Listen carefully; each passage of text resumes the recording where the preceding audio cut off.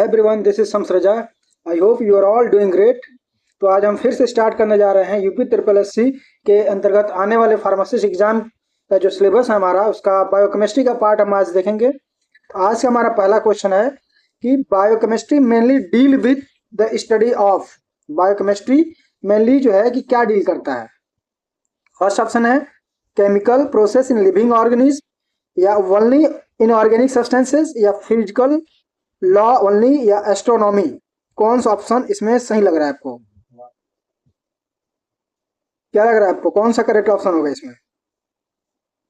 इसमें जो सही ऑप्शन हो जाएगा हमारा, क्या हो जाएगा? First option, chemical process in living organism. ठीक है, तो बायोकेमिस्ट्री क्या है कि बायोकेमिस्ट्री आपका जो है कि एक लिविंग ऑर्गेनिज्म के अंदर जो है कि होने वाला केमिकल रिएक्शंस है, जिसमें हम बॉडी के अंदर जो है कि जितने बायोमोलिक्यूल्स होते हैं, जैसे कि प्रोटीन है, कार्बोहाइड्रेट है, लिपिड है, न्यूक्लिक एसिड है, उनकी जो है कि स्टडी हम करते हैं। ठीक है, तो बायोकेमिस्ट्री क्या है? बेसिकली केमिकल प्रोसेस है जो लिविंग ऑर्गेनिज्म के अंदर ये होती है। नेक्स्ट क्वेश्चन देखेंगे अब। The basic unit of life is. जीवन की मूल इकाई क्या है? टिश्यू है, सेल है, ऑर्गन है, या फिर मॉलिक्यूल्स है? क्या है? तो बेसिक यूनिट ऑफ लाइफ किसको बोलते हैं? बेसिक यूनिट ऑफ लाइफ हमारा क्या है? सेल है। ठीक है, टिश्यू नहीं होता है, ऑर्गन नहीं होगा, मॉलिक्यूल्स नहीं होंगे। जो बेसिक यूनिट ऑफ लाइफ है वो क्या होगा? हमारा सेल होगा। ठीक है ना, सेल की जो है कि हमारा स्मॉलेस्ट स्ट्रक्चर होता है और ये फंक्शनल यूनिट भी है। ठीक है, हर लिविंग ऑर्गेनिज्म जो है वो किससे मिलकर बना है? सेल से ही बना होता है। टिश्यू क्या है कि टिश्यू आपका जो है कि मेनली सेल का एक ग्रुप होता है, और ऑर्गन जो होते हैं, ऑर्गन जो है कि टिश्यू से मिलकर बनते हैं। और मॉलिक्यूल आप जानते ही होंगे, मॉलिक्यूल क्या है? केमिकल यूनिट है, ये लिविंग यूनिट नहीं है। ठीक है, नेक्स्ट क्वेश्चन देखेंगे।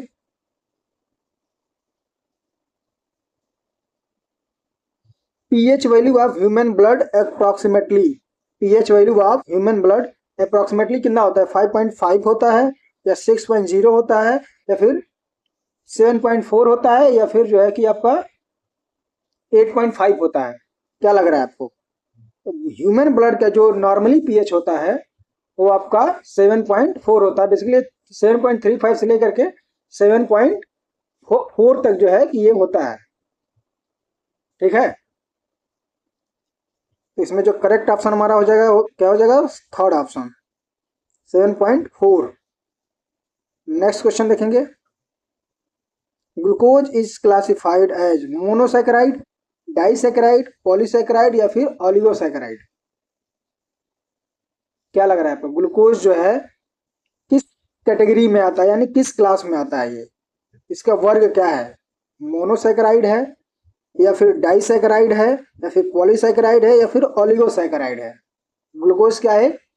एक सिंगल सुगर यूनिट होता है, इसीलिए इसको हम क्या बोलते हैं? मोनोसैकेराइड बोलते हैं। मोनो का मतलब होता है सिंगल यूनिट, सैकेराइड का मतलब शुगर, और डाई का मतलब होता है दो। मोनोसैकेराइड मतलब एक, डाई का मतलब दो। ठीक है, पॉली का मतलब क्या होता है? आपका कई शुगर यूनिट मिलकर जो है कि बनाते हैं हमारे पॉलीसैकेराइड। ऑलिगोसैकेराइड क्या है? लगभग 3 या फिर जो है कि आपके अप्रॉक्सीमेट 10 शुगर अगर यूनिट आपस में मिल रहे हैं तो इनको हम ऑलिगोसैकेराइड कहते हैं। 3 से लेकर के 10 शुगर के यूनिट अगर मिलते हैं तो ये हमारे क्या कहलाते हैं? ऑलिगोसैकेराइड। ठीक है, तो इसमें हमारा करेक्ट ऑप्शन हो जाएगा मोनोसैकेराइड। नेक्स्ट क्वेश्चन देखेंगे अब। Which carbohydrate is known as milk sugar. दूध की शर्करा कौन सी है? इसमें से सुक्रोज, लैक्टोज, माल्टोज, या फिर जो है फ्रक्टोज। दूध की शर्करा इसमें कौन सी बोली जाती है, यानी कि मिल्क में कौन सा ऐसा शुगर है जो पाया जाता है? सुक्रोज पाया जाता है, लैक्टोज, माल्टोज, या फिर जो है फ्रक्टोज? क्या लग रहा है आपको? तो दूध में शुगर पाया जाता है, उसका नाम है लैक्टोज। ठीक है ना, लैक्टोज जो है कि दूध में ये नेचुरली रूप से जो है कि प्रेजेंट होता है। शुगर आपका सॉरी सुक्रोज क्या है? एक आपका टेबल शुगर को बोलते हैं हम सुक्रोज, जैसे चीनी उनी हमारे घर में जो पाया जाता है। ठीक है, माल्टोज आपका ये माल्ट शुगर होता है, और फ्रक्टोज मेनली फ्रूट में पाया जाता है, जो फ्रूट के अंदर पाया जाता है उसको, उस शुगर को क्या बोलते हैं? फ्रक्टोज। नेक्स्ट क्वेश्चन देखेंगे अब। Glycogen is stored in. Glycogen जो है कहाँ संग्रहित होता है, यानी कि स्टोर होता है? ब्रेन के अंदर, लीवर जो है मसल के अंदर, या फिर किडनी के अंदर, या फिर लंग्स के अंदर? जो ग्लाइकोजन होता है, सबसे पहले तो हम जानेंगे ग्लाइकोजन होता क्या है। देखिए, जो अभी हम डाइट के थ्रू जो ग्लूकोज को इंटेक करते हैं, तो ग्लाइकोलिसिस के बाद जो ग्लूकोज बच जाता है उसको ग्लाइकोजन के रूप में हमारी बॉडी जो इसको क्या कर लेती है, स्टोर कर लेती है। तो वही पूछ रहा है कि ग्लाइकोजन स्टोर कहाँ पे होता है। तो ग्लाइकोजन हमारे बॉडी का क्या होता है, स्टोरेज कार्बोहाइड्रेट होता है, जो मेनली हमारे लीवर और स्केलेटल मसल के अंदर क्या होता है, स्टोर होता है। ठीक है ना, तो करेक्ट ऑप्शन हमारा क्या हो जाएगा, लीवर। ठीक है, ब्रेन के अंदर स्टोर नहीं होता ग्लाइकोजन का, बहुत कम मात्रा भी जो है कि ना के बराबर मात्रा पाई जाती है। किडनी में ये मेन जो है कि मेन स्टोरेज साइट नहीं है इसका।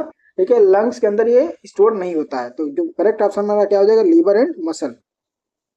नेक्स्ट क्वेश्चन देखेंगे, which test is use to detect reducing sugar. Reducing sugar की पहचान के लिए कौन सा टेस्ट होता है, Benedict test, biuret test, iodine test या फिर मॉलिस टेस्ट। कौन सा ऐसा टेस्ट है जो रिड्यूसिंग शुगर की पहचान हमें जो है कि कराता है। क्या लग रहा है आपको, कौन सा इसमें ऑप्शन हो जाएगा।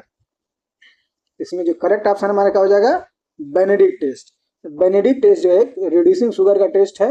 इसमें हम क्या पता करते हैं, ग्लूकोज और लैक्टोज को हम क्या करते हैं, डिटेक्ट करते हैं।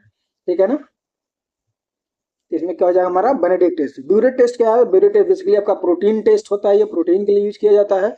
आयोडीन आपका स्टार्च के लिए किया जाता है, और मॉलिस जनरली ये कार्बोहाइड्रेट के लिए यूज करते हैं। ठीक है, नेक्स्ट क्वेश्चन देखेंगे अब, starch give which colour with iodine.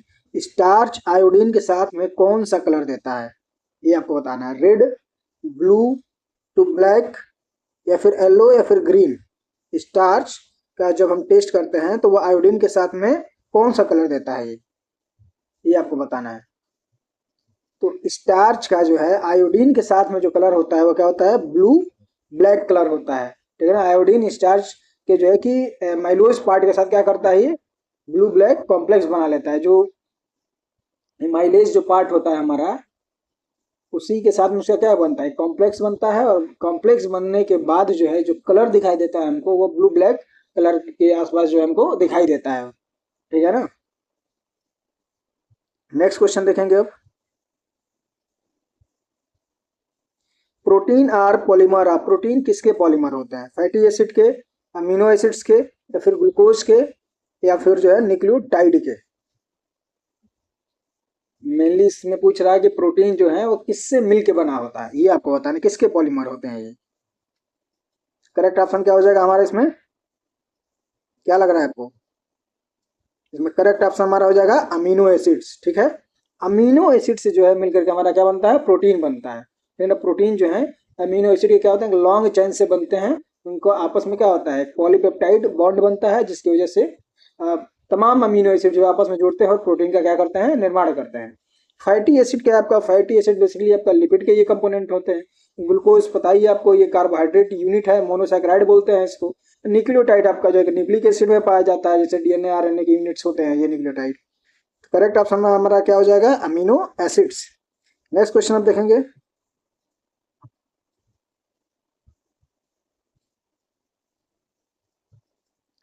The peptide bond is formed between. Peptide bond किसके बीच बनता है, two amino acids, two sugars, या फिर जो है कि टू फैटी एसिड या टू विटामिन।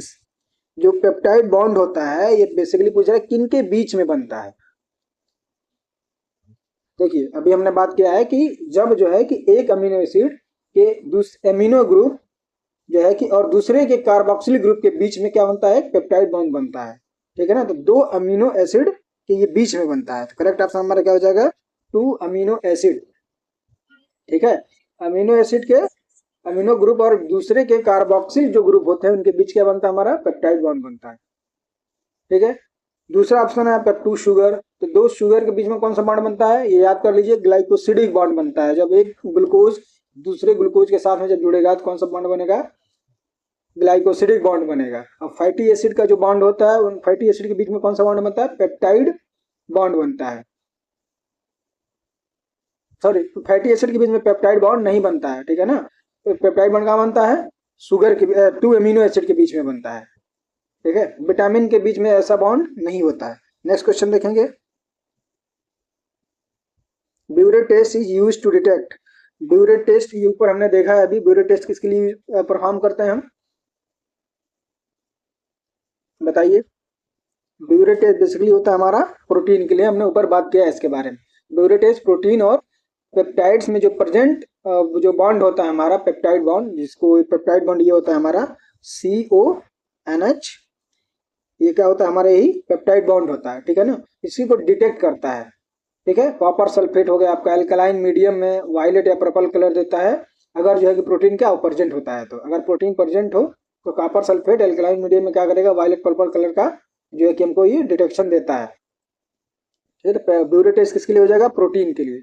कार्बोहाइड्रेट में जो है कि आपका जो है बेनेडिक्ट टेस्ट या फिर जो है कि मोलिक टेस्ट हम नाम सुनेंगे, मोलिक टेस्ट का यूज करते हैं कार्बोहाइड्रेट के लिए। लिपिड में जो है बेसिकली हम सुडान स्टेन टेस्ट या फिर जो है कि ग्रीस स्पॉट टेस्ट वगैरह हो गया। विटामिन में जो है कि ब्यूरेट टेस्ट विटामिन को जो है डिटेक्ट नहीं करता है, ठीक है। तो ब्यूरेट याद रखिएगा किसके लिए है, प्रोटीन टेस्ट के लिए है। नेक्स्ट क्वेश्चन देखेंगे अब।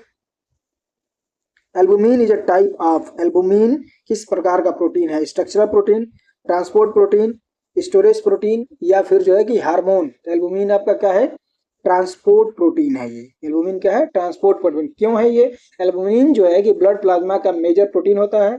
ये फैटी एसिड, हार्मोन, ड्रग और जो है कि बिलिरुबिन को क्या करता है, ये ट्रांसपोर्ट करता है, ठीक है ना। हमारे बॉडी के डिफरेंट पार्ट तक इसको क्या करता है, ये पहुंचाने का काम करता है। स्ट्रक्चरल प्रोटीन क्या है आपका, स्ट्रक्चरल प्रोटीन बेसिकली जैसे कि आपका कोलेजन हो गया, क्रेटिनिन हो गया, ये सभी क्या करता है, स्ट्रक्चर को प्रोवाइड करते हैं। स्टोरेज प्रोटीन में आपका फेरेटिन हो गया, फेरेटिन क्या करता है, स्टोरेज प्रोटीन होता है आपका फेरेटिन, ठीक है। हार्मोन आपको पता है एल्बुमिन क्या है, हार्मोन नहीं है ये, ठीक है ना, एल्बुमिन हार्मोन नहीं होता है। नेक्स्ट क्वेश्चन देखेंगे।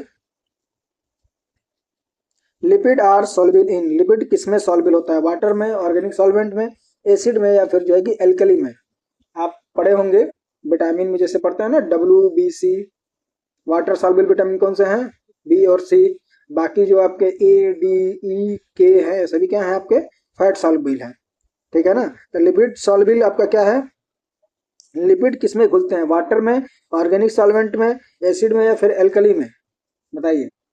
तो जो लिपिड होते हैं वो वाटर में सॉल्युबल नहीं होते, ये किसमें होते हैं, सॉरी, वाटर में ये सॉल्युबल नहीं होते हैं, किसमें होते हैं, ऑर्गेनिक सॉल्वेंट में होते हैं, किसमें, ऑर्गेनिक सॉल्वेंट में, ठीक है ना। लिपिड नॉन पोलर मॉलिक्यूल होता है बेसिकली जो है, इसीलिए क्या करते हैं कि जैसे क्या आपका ऑर्गेनिक सॉल्वेंट है, ईथर है, क्लोरोफॉर्म है, बेंजीन जैसे ऑर्गेनिक सॉल्वेंट है, इसमें क्या होता है, ये आपका जो है लिपिड सॉल्युलाइज हो जाता है। नेक्स्ट क्वेश्चन देखेंगे अब। कोलेस्ट्रॉल इज, कोलेस्ट्रॉल क्या है ये आपको बताना है। प्रोटीन है, लिपिड है, कार्बोहाइड्रेट है या फिर विटामिन है। बहुत ही बढ़िया क्वेश्चन है ये कोलेस्ट्रॉल।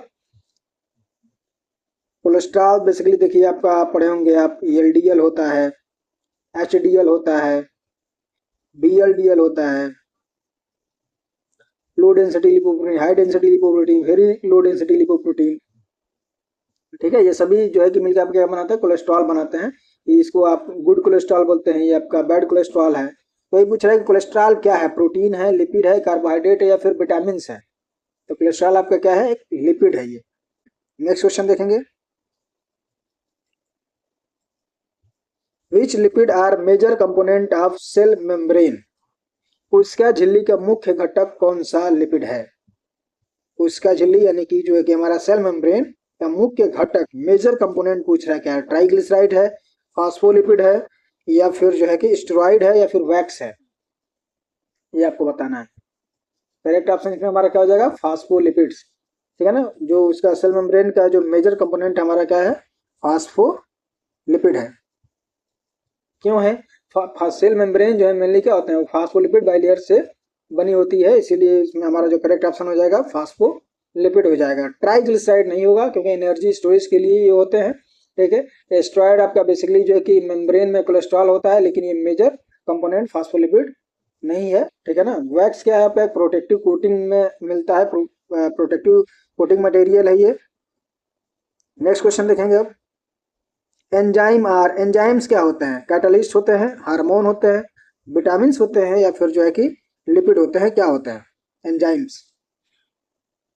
एंजाइम के बारे में आपने पढ़ा होगा, एंजाइम क्या होता है, एक आपका एक, एक तरीके से आपका एक्टिवेशन एनर्जी क्या कर देता है, ये इनहेंस कर देता है, किसी भी केमिकल रिएक्शन के रेट को क्या कर देता है, इंक्रीज कर देता है, रेट ऑफ रिएक्शन को बढ़ा देता है, ठीक है ना। एंजाइम बायोलॉजिकली एक प्रकार से कैटलिस्ट की तरह से ये काम करते हैं, ठीक ना, जो किसी भी रिएक्शन की रेट को क्या कर देते हैं, स्पीड को यानी कि बढ़ा देते हैं इसको। और ये एंजाइम जो है कि इस रिएक्शन में पार्टिसिपेट नहीं करते, बस उस रिएक्शन की रेट को यानी कि स्पीड को क्या करते हैं, एनहेंस कर देते हैं विदाउट एनी पार्टिसिपेशन, ठीक है ना। तो इसमें जो हमारा करेक्ट ऑप्शन क्या हो जाएगा, कैटलिस्ट हो जाएगा।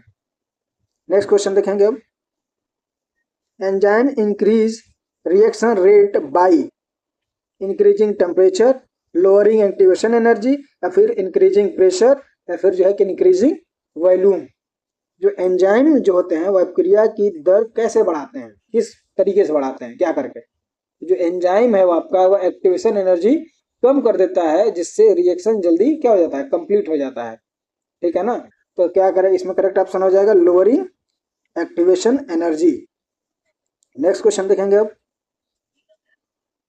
The active site of enzyme is, enzyme का एक्टिव साइट क्या होता है, binding site for substrate, protein chain, lipid part, या फिर डीएनए पार्ट, क्या होगा। एंजाइम का एक्टिव साइट क्या होता है, ये आपको बताना है।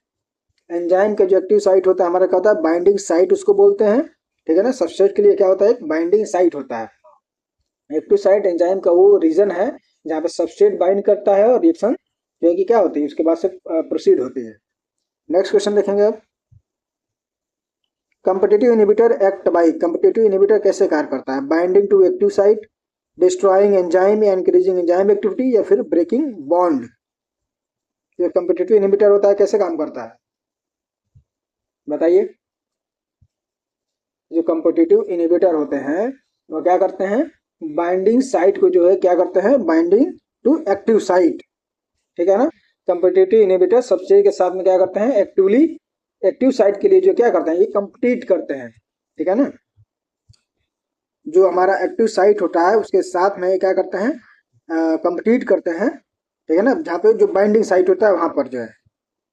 नेक्स्ट क्वेश्चन देखेंगे हम, मेटाबॉलिज्म इंक्लूड, मेटाबॉलिज्म में क्या शामिल है, anabolism and catabolism, digestion only, respiration only, या फिर एक्सक्रीशन ओनली। तो मेटाबॉलिज्म आप पढ़े होंगे, मेटाबॉलिज्म दो टाइप के होते हैं, एनाबॉलिज्म और कैटाबॉलिज्म, ठीक है। एनाबॉलिज्म का मतलब होता है एडिशन यानी कि सिंथेसिस, कैटाबॉलिज्म का मतलब होता है ब्रेकडाउन, तोड़ना, ठीक है ना। सी फॉर आप याद कर लीजिए, काटना या फिर तोड़ना, ठीक है ना, ब्रेकडाउन बोल सकते हैं basically. C for catabolism, C for काटना यानी कि ब्रेकडाउन।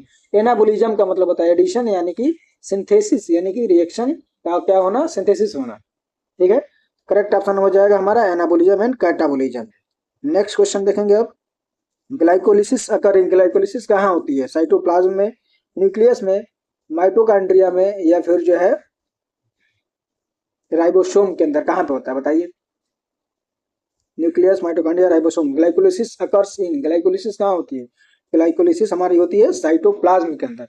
ग्लाइकोलिसिस बेसिकली होता क्या है आपका, ग्लाइकोलिसिस ग्लूकोज का एक ब्रेकडाउन का एक पहला स्टेप है, और ये सेल के साइटोप्लाज्म यानी कि साइटोसॉल के अंदर होता है। और इस प्रोसेस में जो है ग्लूकोज से पायरुवेट बनता है और एटीपी क्या होती है, प्रोड्यूस होती है।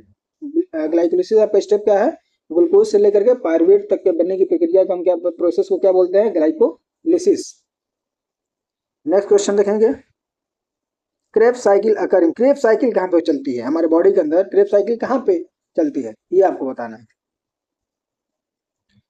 साइटोप्लाज्म में, माइटोकॉन्ड्रिया में, न्यूक्लियस में, फिर गोल्गी बॉडी में। क्रेब्स साइकिल जिसको हम पीसीए साइकिल से भी के नाम से जानते हैं, या फिर जो है किसी को हम सिट्रिक एसिड साइकिल भी बोलते हैं, सिट्रिक एसिड साइकिल, या फिर जो है किसी को हम क्या बोलते हैं, PCA cycle, try carboxylic acid cycle, ठीक है, इसको बोला जाता है। और ये बेसिकली क्या पता है, माइटोकॉन्ड्रिया के मैट्रिक्स में होता है।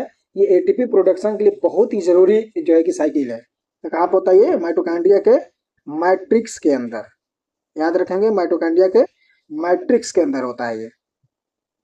नेक्स्ट क्वेश्चन देखेंगे, ATP is known as, ATP को क्या कहा जाता है, एनर्जी करेंसी, हार्मोन, एंजाइम, या फिर जो है कि विटामिन, ये आपको बताना है। एटीपी क्या है, इसका पूरा नाम होता है एडिनोसिन ट्राई फॉस्फेट, ठीक है। एटीपी आपका क्या होता है, एनर्जी सोर्स होता है, हमारे इनको क्या होता है, एनर्जी प्रोवाइड कराता है। एटीपी बॉडी का जो है कि मेन एनर्जी कैरियर है, जो एटीपी को क्या करता है, तोड़कर एडीपी बनाता है, और जो है इसके बाद से क्या होती है, एनर्जी रिलीज होती है। मतलब एटीपी से क्या बनता है, एडीपी एडिनोसिन डाइफॉस्फेट। लास्ट में फास्फोराइलेशन होता है। फास्फोराइलेशन के बाद क्या होती है हमारी, आपका एनर्जी जो है कि हमको प्रोवाइड होती है। नेक्स्ट क्वेश्चन देखेंगे, vitamin C deficiency causes, vitamin C की कमी से होने वाले रोग का नाम बताना है आपको। क्या होता है, विटामिन सी की कमी से बचपन से पढ़ता आ रहा है, स्कर्वी रोग होता है। विटामिन सी एक क्या आपका कोलेजन के लिए जो है कि सिंथेसिस के लिए ये नेसेसरी होता है, जरूरी होता है। इसकी डिफिशियंसी से क्या होता है, गम के अंदर जो है कि जो मसूड़े होते हैं उसके अंदर ब्लीडिंग की भी चीज देखने को मिलता है, और जो हमारे जो घाव होते हैं वो जल्दी भरते नहीं है ना, पुअर जो है कि एक तरीके से हो जाता है वो डेली, और जो स्कर्वी रोग होता है इसकी वजह से। नेक्स्ट क्वेश्चन देखेंगे, vitamin D deficiency lead to, vitamin D की कमी से होने वाले रोग बताना है आपको। विटामिन डी की कमी से क्या होता है, रिकेट्स, ये भी बहुत बार पढ़ते आए हैं। विटामिन डी जो है एक प्रकार से कैल्शियम एब्जॉर्प्शन के जो है कि हेल्प करता है, ये इसमें काफी ज्यादा इंपॉर्टेंट फैक्टर है ये कैल्शियम के एब्जॉर्प्शन में, ठीक है ना। इसकी डिफिशियंसी क्या होगा, आपका बच्चों में जो है कि रिकेट्स नाम की जो है बीमारी हो जाती है, और इसी की कमी से एडल्ट में जो बीमारी होती है उसको हम बोलते हैं ऑस्टियोमलेशिया। क्या बोलते हैं, बच्चों के अंदर होगा तो रिकेट्स बोला जाता है, और विटामिन डी की कमी से ही अगर ये एडल्ट के अंदर ये कमी आ रही है तो इसको बोलते हैं ऑस्टियोमलेशिया, ठीक है। स्कर्वी तो आप जान ही रहे हैं, विटामिन सी की कमी से। एनीमिया आपका बेसिकली आयरन की कमी है। नाइट ब्लाइंडनेस बेसिकली आपका विटामिन ए की कमी से होता है, जो हमारा अगला क्वेश्चन है। Vitamin A is important for, किसके लिए इंपॉर्टेंट है, विजन के लिए, डाइजेशन के लिए, रेस्पिरेशन के लिए, या फिर सर्कुलेशन के लिए। विटामिन ए जो है हमारा किसके लिए रिस्पॉन्सिबल है, विजन के लिए, ठीक है ना। विटामिन ए रेटिना में जो है कि एक तरीके से रोडाप्सिन का फॉर्मेशन के लिए बहुत ज्यादा जरूरी होती है। हमारे रेटिना के अंदर क्या पाया जाता है, रोडाप्सिन, जिसका ये क्या करता है, निर्माण करता है, और इसकी डिफिशियंसी से जो है कि नाइट ब्लाइंडनेस होती है, ठीक है। नेक्स्ट क्वेश्चन देखेंगे अब, वाटर सॉल्युबल विटामिन इज, अभी हमने ऊपर डिस्कस किया था WBC। वाटर सॉल्युबल विटामिन क्या है, W for water, vitamin B और विटामिन सी, याद रखिएगा ट्रिक, WBC। तो वाटर सॉल्युबल विटामिन हमारा क्या है, इसमें क्या दे बी है नहीं कहीं, तो थर्ड ऑप्शन हमारा क्या हो जाएगा, विटामिन सी, ठीक है। विटामिन सी आपका क्या है, वाटर सॉल्युबल विटामिन है, और बॉडी में ये क्या होता है, स्टोर नहीं होता है, इसको बाहर से लेना पड़ता है, ठीक है। दूसरा हमारा वाटर सॉल्युबल विटामिन क्या है, विटामिन बी, ठीक है। नेक्स्ट क्वेश्चन देखेंगे अब, insulin is used in, insulin किस में उपयोग होता है, इंसुलिन जो है किस में उपयोग होता है, ये आपको बताना है। Diabetes mellitus, hypertension, asthma, cancer, तो इंसुलिन का यूज कहाँ होता है, हमारा डायबिटीज के अंदर, ठीक है ना। डायबिटीज मेलाइटिस, इंसुलिन जो है बेसिकली क्या करता है, ब्लड ग्लूकोज के लेवल को कंट्रोल करता है। टाइप 1 डायबिटीज में इंसुलिन एसेंशियल होता है, ठीक है ना। टाइप 1 को क्या बोलते हैं, insulin dependent diabetes mellitus, insulin dependent diabetes mellitus, IDDM, ये होता है हमारा टाइप 1। और टाइप 2 को क्या बोलते हैं, non insulin diabetes, non insulin dependent diabetes mellitus, ये होता है हमारा टाइप 2, ठीक है ना। तो इंसुलिन बेसिकली क्या करता है आपको, ये ग्लूकोज के लेवल को कंट्रोल करता है, ठीक है ना। जब हमारा पेनक्रियाज जो है कि प्रॉपरली काम नहीं करता है, पेनक्रियाज जो हमारे जो उसके बीटा सेल होते हैं वो प्रॉपरली काम नहीं करते हैं, तो बाहर से इंसुलिन लेना पड़ता है हमको, ठीक है ना। नेक्स्ट क्वेश्चन देखेंगे अब, statin are use to reduce, statin जो है किसे जो है कि कम करने के लिए उपयोग होता है, ये आपको बताना है। स्टैटिन जो हमारा ड्रग है, यानी क्लास है, ये ड्रग की क्लास है, वो किसको कम करने के लिए यूज किया जाता है, या क्या रिड्यूस करता है स्टैटिन, कोलेस्ट्रॉल को, ग्लूकोज को, प्रोटीन को, या फिर जो है कि कैल्शियम को, किसको रिड्यूस करता है। स्टैटिन जो है बेसिकली दिया जाता है आपको कोलेस्ट्रॉल को कम करने के लिए, ठीक है ना। हाइपरलिपिडेमिया जब होती है तो उसमें कोलेस्ट्रॉल का लेवल क्या हो जाता है, बढ़ जाता है, ठीक है। या फिर जो है कि एंजाइना की कंडीशन में जब एथेरियोस्क्लेरोसिस वगैरह होती है, हमारे आर्टरीज ब्लॉकेज हो जाते हैं, तो उसमें भी स्टैटिन को क्या करते हैं, देते हैं, ठीक है ना। स्टैटिन जैसे कि इस क्लास में आपके ड्रग आते हैं, ट्रोवास्टैटिन हो गया आपका, रुजुवास्टैटिन हो गया, ठीक। ये क्या करते हैं, HMG जो को एंजाइम होता है, रिडक्टेज एंजाइम, उसको इनहिबिट करता है और कोलेस्ट्रॉल सिंथेसिस को कम करता है, ठीक है। तो कोलेस्ट्रॉल को कम करने के लिए हमारा दिया जाता है स्टेटिन। इसके एग्जाम्पल है आपके रोवास्टेटिन और रोजुवास्टेटिन। ठीक है, नेक्स्ट क्वेश्चन देखेंगे। मेटफॉर्मिन एक्ट बाई, मेटफॉर्मिन कैसे कार्य करता है? इंक्रीजिंग इंसुलिन सेंसिटिविटी, या फिर इंक्रीजिंग बीपी, इंक्रीजिंग फैट, या फिर इंक्रीजिंग प्रोटीन? मेटफॉर्मिन कैसे काम करता है? पहले तो ये जाने मेटफॉर्मिन जो है कि किस क्लास की ड्रग है। तो मेटफॉर्मिन जो है आपका एक डायबिटीज में दिया जाता है, ठीक है ना। ये क्या करता है? इंक्रीज इंसुलिन सेंसिटिविटी, जो है कि इंसुलिन की सेंसिटिविटी को क्या कर देता है? इंक्रीज कर देता है। मेटफॉर्मिन जो है लीवर में ग्लूकोज की प्रोडक्शन को कम करता है, और टिश्यूज की जो है कि इंसुलिन सेंसिटिविटी जो क्या करता है? ये बढ़ाता है। और ये टाइप 2 डायबिटीज में जो है कि फर्स्ट लाइन ड्रग मानी जाती है, मतलब मानी क्या जाती है, दिया जाता है। ये टाइप 2 का क्या है? टाइप 2 डायबिटीज का फर्स्ट लाइन ड्रग है हमारा मेटफॉर्मिन। नेक्स्ट क्वेश्चन देखेंगे आप।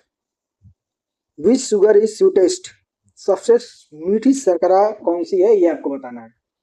सबसे मीठी शुगर का नाम बताइए। ग्लूकोज है, फ्रक्टोज है, लैक्टोज है, माल्टोज है? क्या है सबसे मीठी शुगर? सबसे मीठी शुगर बोला जाता है फ्रक्टोज को। फ्रक्टोज होता कहाँ पे है? फ्रक्टोज एक फ्रूट शुगर है, ठीक है ना। ये नेचुरली जो है कि शुगर के अंदर पाया जाता है, और ये सबसे ज्यादा स्वीट होती है, ठीक है। ग्लूकोज आपका एनर्जी के लिए इंपॉर्टेंट है। लैक्टोज आपका मिल्क में पाया जाता है, तो मिल्क जो आपको मीठा लगता है वह लैक्टोज के कारण ही लगता है। माल्टोज आपका माल्ट शुगर है, और ये फ्रक्टोज की जितना जो है मीठी नहीं होती है, ठीक है। नेक्स्ट क्वेश्चन देखेंगे आप। इसेंशियल अमीनो एसिड्स आर, आवश्यक अमीनो एसिड क्या है? इसेंशियल अमीनो एसिड आपको बताना है। दो टाइप के अमीनो एसिड होते हैं, एसेंशियल अमीनो एसिड और non essential amino acid. Essential किसको बोलते हैं? जो सिंथेसाइज इन बॉडी, जिसको बॉडी सिंथेसाइज करती है, या फिर नॉट सिंथेसाइज इन बॉडी, जो बॉडी में नहीं सिंथेसाइज होता है, या फिर लीवर के अंदर ये पाया जाता है, या फिर एक्सक्रीटेड होता है? क्या होता है? एसेंशियल अमीनो एसिड किसको बोलते हैं हम? नॉन सिंथेसाइज इन बॉडी, जो बॉडी नहीं सिंथेसाइज कर पाती, नहीं बना पाती, वैसे ही अमीनो एसिड को, यानी कि जिसको हम बाहर से हमको इनटेक करना पड़ता है, लेना पड़ता है, ऐसे अमीनो एसिड को बोलते हैं एसेंशियल अमीनो एसिड्स। और जिसको बॉडी खुद सिंथेसाइज करती है, बना लेती है, तो नॉन एसेंशियल अमीनो एसिड में आते हैं, ठीक है। नेक्स्ट क्वेश्चन देखेंगे अब। देखिए अभी तक जो है कि अगर आपको क्वेश्चन समझ में आ रहा हो तो ऐसे ही आपको धीरे धीरे प्रैक्टिस करनी है। एग्जाम हमारा अब लगभग करीब आ गया है। एडमिट कार्ड जो है कि आ गए हैं, ठीक है। कट-ऑफ भी पीईटी का दे दिया है, तो आप लोग कोशिश करिए जितना ज़्यादा हो सके ऑब्जेक्टिव क्वेश्चन की प्रैक्टिस करिए। और ऐसे ही हम जो है कि पूरा सिलेबस कवर कर लेंगे, 50-50 क्वेश्चन हर एक टॉपिक के ऊपर, जो है 50-100 क्वेश्चन हम करते हुए जो है कि आगे बढ़ेंगे। और इसकी वजह से क्या होगा कि धीरे धीरे हमारा सारा सिलेबस जो है कंप्लीट हो जाएगा, और लगभग जो है आपके एग्जाम में जो है कि यहाँ से आपको जो है कि अधिकतर क्वेश्चन आपको ऐसे ही देखने को मिलेंगे। एक प्रैक्टिस की तरह से है, आप अगर ये सारे क्वेश्चन को अच्छे से प्रैक्टिस कर ले रहे हैं तो एग्जाम जो है कि करेक्ट करना जो है कि आपके लिए जो है काफी इजीली हो जाएगा, ठीक है। तो अगला क्वेश्चन हमारा लिपोप्रोटीन ट्रांसपोर्ट। लाइपोप्रोटीन क्या परिवहन करते हैं, ये आपको बताना है इसमें। लाइपोप्रोटीन जो है कि क्या जो है कि ट्रांसपोर्ट करते हैं? लिपिड को करते हैं, प्रोटीन को, कार्बोहाइड्रेट को, या फिर विटामिन को? ये आपको बताना है। लाइपोप्रोटीन क्या करते हैं? लाइपोप्रोटीन जो है वो लिपिड को ट्रांसपोर्ट करते हैं, ठीक है ना। लिपिड जो है कि वाटर में इंसॉल्युबल होता है, इसलिए ब्लड में ट्रांसपोर्ट के लिए जो है लिपोप्रोटीन जो है, जैसे कि आपका एचडीएल है, एलडीएल है, वीएलडीएल है, इनकी क्या होती है? जरूरत पड़ती है, ठीक है। नेक्स्ट क्वेश्चन देखेंगे अब। Enzyme is specificity depend on, enzyme की विशिष्टता किस पर निर्भर करती है? Active site structure, temperature, pressure, या फिर जो है कि वॉल्यूम? तो जो एंजाइम की स्पेसिफिसिटी होती है वो डिपेंड करता है आपके एक्टिव साइट के स्ट्रक्चर के ऊपर, ठीक है ना। एंजाइम का जो एक्टिव साइट सबस्ट्रेट के जो शेप के कम्प्लीमेंट्री होता है, यानी उसी की तरीके से होता है। इसी वजह से जो है कि एंजाइम की जो स्पेसिफिक रिएक्शन जो है क्या करता है? रिएक्शन करता है, ठीक है। तो एक्टिव साइट पे ये डिपेंड करता है। नेक्स्ट क्वेश्चन देखेंगे। कैटाबोलिज्म इन्वॉल्व्स, कैटाबोलिज्म में क्या इन्वॉल्व होता है? Breakdown of molecule, synthesis, storage, transport. ऊपर हमने बात किया इसके बारे में। तो कैटाबोलिज्म का मतलब होता है कट यानी कि काटना, यानी कि ब्रेकडाउन। ब्रेकडाउन इसमें होता है हमारा, कैटाबोलिज्म के अंदर क्या होता है? ब्रेकडाउन, ठीक है। जो भी हमारे कॉम्प्लेक्स मॉलिक्यूल होते हैं इनको क्या करता है? ब्रेकडाउन करता है, और क्या करता है? एनर्जी रिलीज होती है। नेक्स्ट क्वेश्चन देखेंगे एनाबोलिज्म। एनाबोलिज्म क्या है? एनाबोलिज्म में आपका क्या होता है? Synthesis of molecule. Next question देखेंगे विटामिन के इज रिक्वायर्ड फॉर। विटामिन के किसके लिए आवश्यक होता है? ब्लड क्लॉटिंग के लिए, विजन के लिए, डाइजेशन के लिए, या फिर जो है रेस्पिरेशन के लिए। तो विटामिन के जो है इंपॉर्टेंट होता है हमारा ब्लड क्लॉटिंग के लिए, ठीक है ना। विटामिन के जो है क्लॉटिंग फैक्टर, जैसे कि आपका क्लॉटिंग फैक्टर सेकंड है, 7 है, 9 है, 10 है, ये जो है सिंथेसिस के लिए बहुत ज़्यादा जरूरी होता है, जो हमारे ब्लड क्या करते हैं? क्लॉट करते हैं, ठीक है। नेक्स्ट क्वेश्चन देखेंगे which enzyme is digest protein. Protein को कौन सा एंजाइम पचाता है? पेप्सिन, एमाइलेज, या फिर जो है आपका लाइपेज, या फिर माल्टेज। प्रोटीन को पचाने वाला जो एंजाइम है हमारा, वो कौन सा है? वह है pepsin. P for protein, P for pepsin, याद रखिएगा। पेप्सिन स्टमक का जो है कि एक प्रकार का क्या है? एक मेन प्रोटियोलिटिक एंजाइम है जो प्रोटीन को क्या करता है? पेप्टाइड में तोड़ देता है। नेक्स्ट क्वेश्चन देखेंगे लाइपेज एक्ट ऑन। लाइपेज जो है हमारा किस पर कार्य करता है? लिपिड के ऊपर, प्रोटीन, या कार्बोहाइड्रेट, या फिर जो है विटामिन।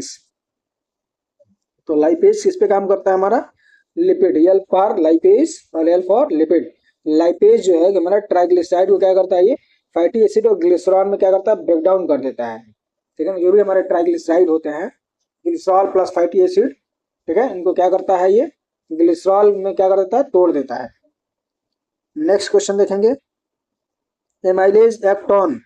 एमाइलेज किस पर कार्य करता है? Starch, protein, fat, vitamin. Amylase जो हमारा बताना है आपको किस पे काम करता है? एमाइलेज स्टार्च पे काम करता है, ठीक है ना। एमाइलेज स्टार्च को क्या करता है? माल्टोज और स्मॉलर जो कार्बोहाइड्रेट है उसमें ये ब्रेक डाउन कर देता है, इनका तोड़ देता है। नेक्स्ट क्वेश्चन देखेंगे ग्लाइकोजिनेसिस, ग्लाइकोजिनोलिसिस। ग्लाइकोजिनोलिसिस क्या होता है? ग्लाइकोजिनोलिसिस बताइए। Glycogenolysis is known as breakdown of glycogen. क्या होता है? ग्लाइकोजन का ब्रेकडाउन। लिखा है यहाँ पे ग्लाइकोजन, यहाँ के वर्ड में ही दे रहा है ग्लाइकोजन लिसिस। लिसिस का मतलब होता है ब्रेकडाउन, तोड़ना। लिसिस का मतलब ब्रेक डाउन, ठीक है। ग्लाइकोजन का मतलब ग्लाइकोजन, ग्लाइकोजन के ब्रेकडाउन को क्या बोलते हैं? ग्लाइकोजिनोलाइसिस, ठीक है। एक मेटाबॉलिक ये प्रोसेस है जिसमें स्टोर जो ग्लाइकोजन होता है हमारा, वो क्या होता है? उसका ब्रेकडाउन होकर के ग्लूकोज वन फास्फेट बनाता है और फिर जो है ग्लूकोज में ये कन्वर्ट होता है। ये प्रोसेस जो है कि फास्टिंग में या फिर जो है कि एनर्जी की जब जरूरत होती है उस टाइम पे क्या होता है?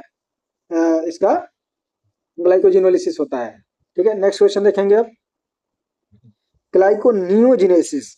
अब देखिए यहाँ पर लिख रहा है ग्लाइकोनियो, नियो मतलब नया, जिनेसिस का मतलब निर्माण। क्या मतलब हुआ?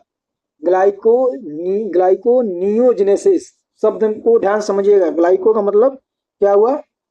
Formation of glucose. क्या होगा? ग्लाइको का मतलब ग्लूकोज, सॉरी ग्लूको मतलब ग्लूकोज, नियो मतलब नया, जिनेसिस का मतलब फॉर्मेशन, एक नए ग्लूकोज के बनने की प्रक्रिया को ही बोलते हैं ग्लूकोनियोजिनेसिस।